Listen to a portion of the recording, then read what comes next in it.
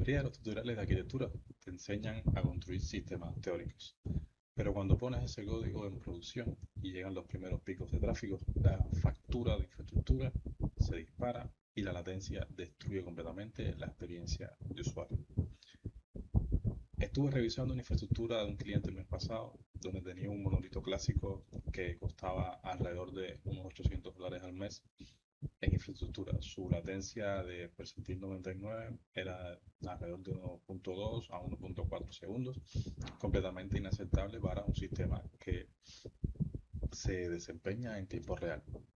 Migramos ese sistema completamente a un clúster asíncrono especializado.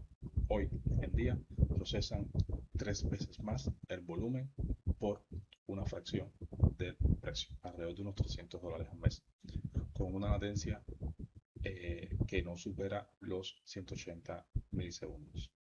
Soy Juan Ignacio Morales. Hoy voy a abrir las puertas de mi propio stack de producción. Vamos a ver cómo orquestamos Golang, Python, RabbitMQ, Revit, Postgre para construir sistemas que facturan y no sistemas que queman dinero. El viejo estándar de la industria es poner el scraper, procesamiento, base de datos, todos los workers en un mismo servidor de aplicaciones. Esto ahoga completamente los recursos. Estuvimos viendo en el episodio dentro de la serie de padrones que salvan sistemas. Se nos cae un servicio, se nos degrada un servicio y el resto de los servicios caen junto con él y en cuestiones de segundos pues nos quedamos sin sistema. Aquí en este monolito estaba compuesto por un scraper, un motor de procesamiento y una base de datos. Todo sencillo, realmente sencillo. Se hacía un parseo y extracción por HTTP. La inteligencia artificial transformaba todos esos datos según la lógica de negocio establecida y se realizaba la salva en la base de datos con queries acopladas. Incluso llegamos a encontrar eh, problemas de query de n+1 query, que esto venía demorando bastante el nivel de procesamiento en la base de datos, a nivel de base de datos, bloqueando por supuesto todo ese pool de conexiones, todos esos recursos, procesos en espera y en consecuencia degradación de servicios, lo que da por supuesto esos picos de latencia. En total, más aproximadamente a este cliente le venía costando esta infraestructura alrededor de unos $800 al mes. En el proceso de migración, cuando se analizó el sistema, se decidió separar, interconectar por separamiento de responsabilidades, separation of concerns, dos nodos o dos grandes cerebros o dos grandes puntos de ingestión o de concurrencia, donde íbamos a usar principalmente Golang para la concurrencia, para la atención, la ingestión de las peticiones y se iba a usar Python para atender todas las responsabilidades de todos los workers que estuviesen relacionados con el uso de LangGraph y de inteligencia artificial. ¿Por qué decidimos separar la ingesta del procesamiento y la inteligencia? Porque inicialmente este venía siendo el principal cuello de botella en el servidor.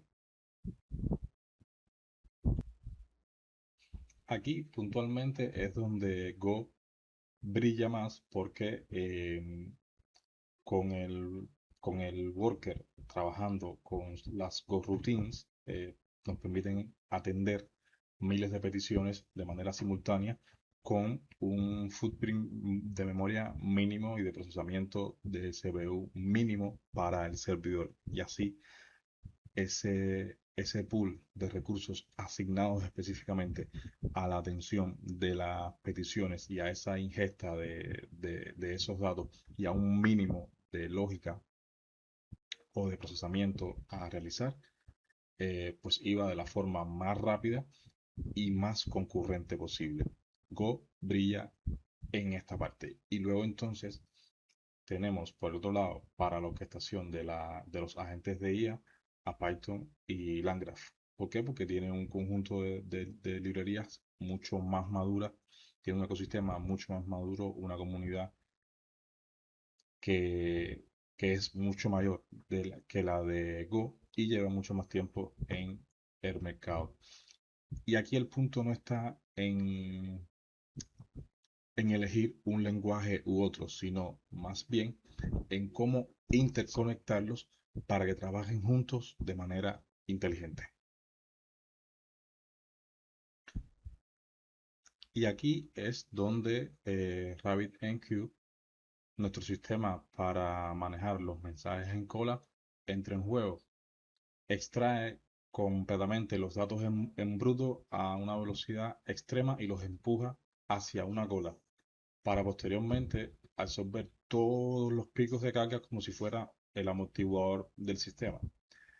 Golan trabaja a una velocidad realmente alta y entonces eh, Rabbit se encarga de procesar todos esos mensajes, amortiguar toda esa información para que nada de eso se pierda, utilizando uno de los patrones que ya estuvimos viendo, del de Kiwi, entre otros, para garantizar que no se pierda ningún tipo de mensaje, ningún tipo de petición.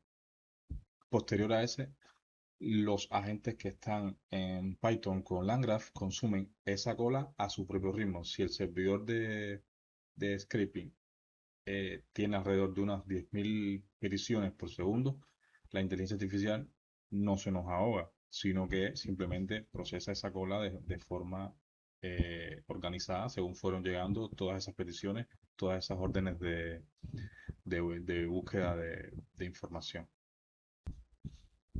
Por supuesto, en base a los requerimientos del negocio, esto es una solución que se puede escalar tanto vertical como horizontalmente. Pero con esta infraestructura básica para esta arquitectura de este sistema, con esa ingesta en Golang y la sincronización con el sistema de colas y Redis como caché, pues no fue necesario un alto escalamiento en crear más instancias de servidores. Y al final de todo esto, todo el resultado final se nos vendría guardando, por supuesto, en la base de datos de PostgreSQL, que es la fuente de verdad inmutable del sistema. Y Redis se utiliza mayormente para el cacheo de las respuestas frecuentes y evitar llamadas costosas a los modelos de inteligencia artificial, ya que cada llamada que se ahorra a la API de OpenAI, Anthropic o DeepSeek, la que sea que estemos utilizando, pues es un ROI directo que se adjudica el sistema con esta arquitectura que estamos eh, desarrollando. ¿Cuáles fueron los resultados de esta migración con todos estos cambios, con todas estas protecciones que nosotros realizamos? Pues básicamente un incremento que triplicó la entrada, la ingesta de información con la consecuente reducción de la latencia de 1.2 segundos a apenas 180 milisegundos y reducción de costos operativos, costos de factura en aproximadamente un 60%.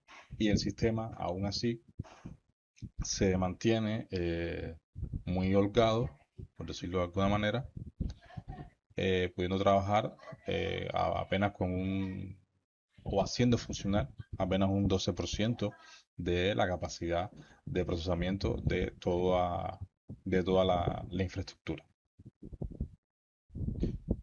Y así, de esta forma, es como fuimos de un monolito a una arquitectura asíncrona completamente distribuida, usando separation of concerns, protecciones en capa, patrones de defensa arquitectónicos y eh, inteligentemente usando dos lenguajes que se comunican a través de un sistema de cola y de caché, logrando así la reducción de un 60% del costo operativo y mejorando la latencia y los tiempos de respuesta.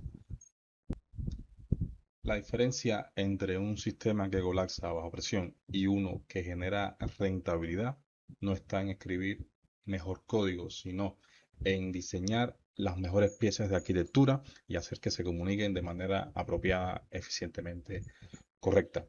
He documentado cada uno de los componentes, variables de entorno y configuraciones de este clúster en el Infrastructure Blueprint Template. Tienes el enlace para cargarlo en el primer comentario. Si tu equipo está lidiando con sobrecostos de nube o cuellos de botella en su pipeline de procesamiento de datos y necesitas una auditoría arquitectónica profunda, en la descripción tienes el enlace para una sesión conmigo. Nos vemos en el próximo log.